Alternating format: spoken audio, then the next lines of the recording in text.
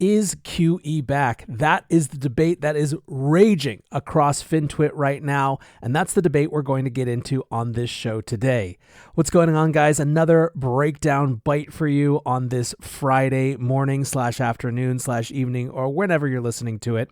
So obviously, we've been in a pretty seminal moment of bank failure into new Fed loan program, and what's happening now is people are trying to understand what the real impact is. So first of all, let's talk a little bit about what's been going on. You've probably seen this chart. It has been flying around everywhere, and what it shows is the unrealized losses that are sitting on bank balance sheets. It's over $600 billion in unrealized losses right now.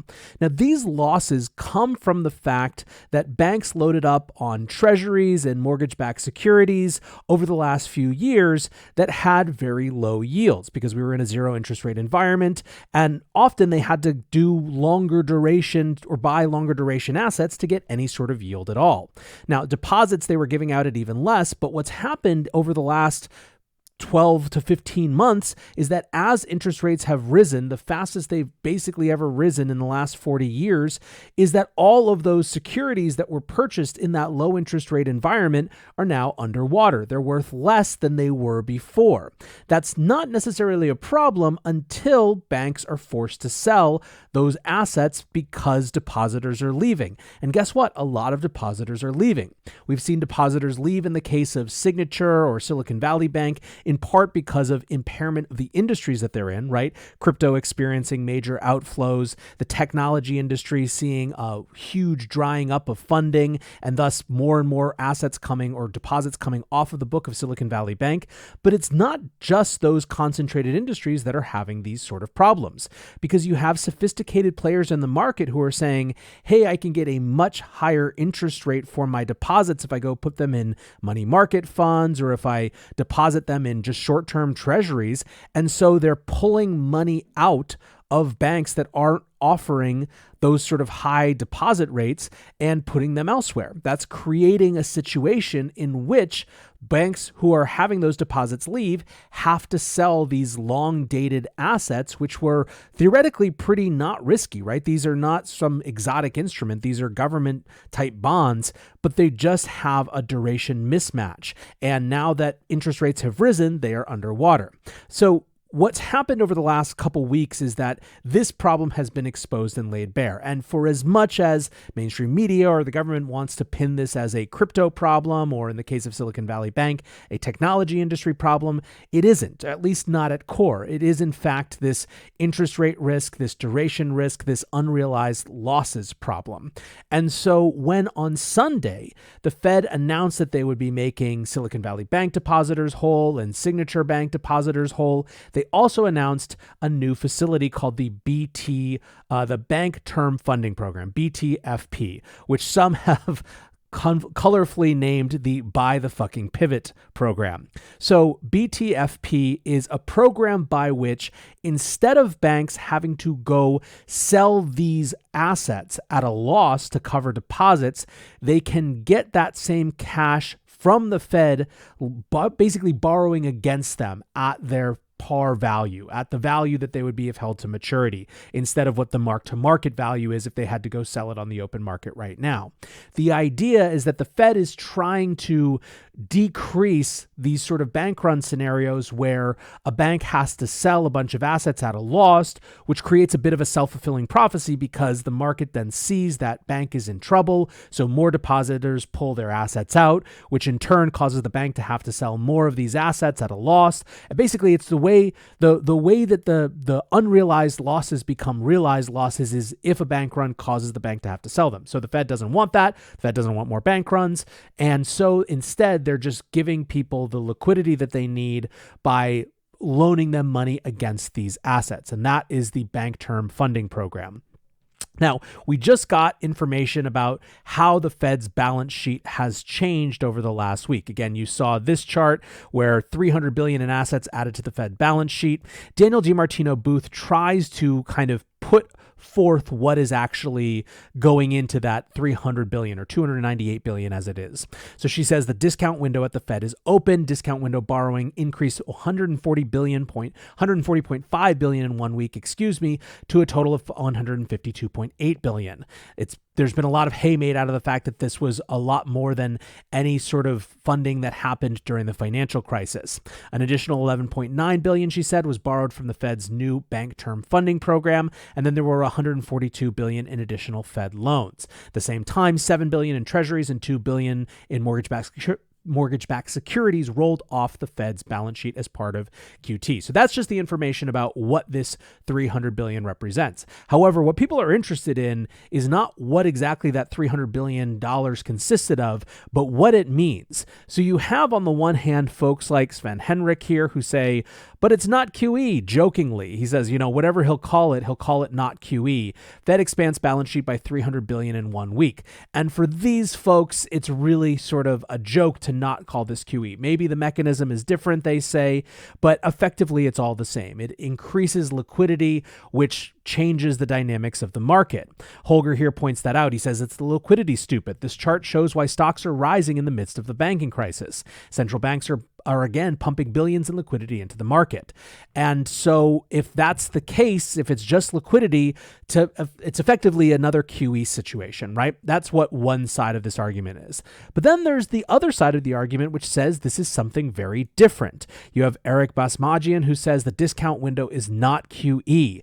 You have Stonky Wonky, who's out here doing God's work trying to explain the dynamics. He says collateral goes to the Fed, so Fed balance sheet grows. Fed sends bank cash. Cash sits on banks' balance sheets or gets provided to customers who are withdrawing money. Fed is exchanging one type of money for another, but no new money was created. So that's his explanation of why this isn't QE. You have Joe Carlasare, who says this is almost entirely driven by loans, which must be paid back, issued by the Fed in the BTFP, not true QE. He's pointing out, again, the same feedback on this $300 billion balance sheet growth. Macro Alf tries to explain. He says QE takes bonds away from the system for an indefinite amount of time. It removes collateral and duration risk from the private sector, right? QE is the Fed buying bonds and exchanging them for cash and keeping those bonds off. Those bonds just live on the balance sheet right now. That's why the inverse of QE, QT, is what we've been seeing with the Fed letting treasuries and mortgage-backed securities fall off the balance sheet without buying or re-upping on them. Alf says the BTFP lends money against the collateral for a fixed period of time. In so doing, he says that QE sucks away collateral and duration, while BTFP strengthens collateral. Again, he's trying to call into question the difference.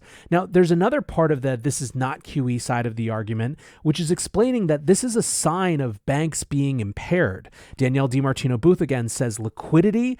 Ever heard of the Great Financial Crisis, the last time the discount window spiked, which was indicative of liquidity drying up. So the point she's saying is that banks taking advantage of this program is because we're in a major pre-credit crunch type moment where liquidity is drying up, and that's a problem. Bob Elliott also says something kind of similar. He says, over the last couple of days, I highlighted repeatedly how it wouldn't make sense for banks to use this program to leverage up because these programs are not about the actual liquidity provided, but also for the Fed to get a read of who is stressed. He says, basically, if you take the money, the regulator will greet you at the door the next morning to put the bank through an exam. He said, if you're a bank, you better be damn sure you need the capital before you ring the Fed up for some liquidity. And you certainly wouldn't do it just to leverage up. This is expensive money, effectively expensive both in terms of the cost because it's being loaned for 1 year at 4.5 or 4.75%, but also because it brings with it some sort of a set of questions that the Fed might want to have answered. So again, you can see that there are really divided takes on whether this $300 billion on the balance sheet truly represents a new QE or not. Interestingly, if you turn to some of the folks who are more coming from the crypto perspective, especially those who are taking a long-term view, these sort of debates in the short term are almost not the right debates to be having. So Arthur Hayes wrote another phenomenal piece over the just published either last night or this morning.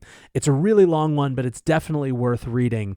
And his thesis is basically that it's very unlikely to him that the Bank Term Funding Program actually only lasts the year that it's supposed to. He thinks that it just solves too many problems, and it's unlikely that he thinks it's likely that it's extended preemptively.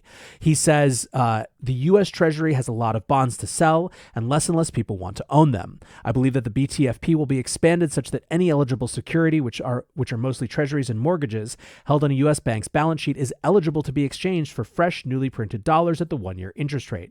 This gives the banks comfort that as their deposit base grows, they can always buy government debt in a risk-free fashion. The banks will never again have to worry about what happens if interest rates rise, their bonds lose value, and the depositors want back their money. Now, Arthur is convicted that this is one of the most significant moments in money history, monetary policy history since the COVID crisis. It is dictating everything about how he's deciding to allocate his money, and he's basically going for actual real assets. He wants real estate that he actually owns outright, and he wants Bitcoin. And a lot of Bitcoiners are on this same tip. You see Dan Tapiero here saying, insane, amount borrowed at discount window much greater than 08 or March 20, massive liquidity injection. Fed cannot raise rates. Expect large rate cuts this year with USD bear market and massive boom in Bitcoin. No amount of choke, and here Dan is referring to Operation Choke Point 2.0, is relevant. He thinks that basically the dynamics are just pointing all in the direction of Bitcoin. Certainly the price action for the last 24 hours has indicated that some people feel similarly. I've read a number of analyses that suggest that this might be quietly institutions buying as well, although that's kind of what people always say. But that's the story on this sort of $300 billion Fed balance sheet increase that you're hearing right now. I don't know what to tell you in terms of whether it's QE or not. I will say, one of the most interesting dynamics of financial Twitter is the degree of certainty that everyone has that their position is correct. I tweeted earlier, 50% of FinTwit says Bank Term Funding Program is QE. Other 50% says BTFP is not QE, but 100% of FinTwit are thinking that they have 100% conviction that they're right. And if you don't agree, you're a moron who doesn't understand anything about the economy. We are in uncharted territory. That's just the reality of it. And to some extent, we get lost in these definitional debates because it's all we have. We don't know how it's going to play out. We only have predictions, and they can't be validated or invalidated until things actually happen and transpire.